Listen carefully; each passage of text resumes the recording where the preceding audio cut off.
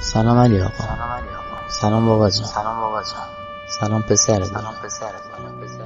چند کلمه‌ای هم می‌خواستم با تو حرف بزنم.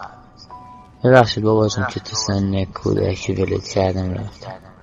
اگه ما نمی‌رفتیم برام از زینب جسارت می‌شد.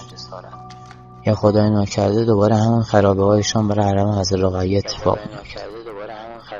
علی جان بابا من خیلی دلم می‌خواد تو این راه روسفید بشم، تو این راه شهید بشم. این صوتو داشته باش. بدون خیلی دوستت دارم، هم تو رو هم مامانت.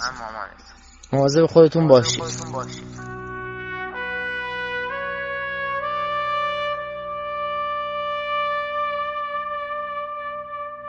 بعضی وقتا دل کندن از یه سری چیزای خوب باعث میشه یه سری چیزای بهتر به دست بیاره.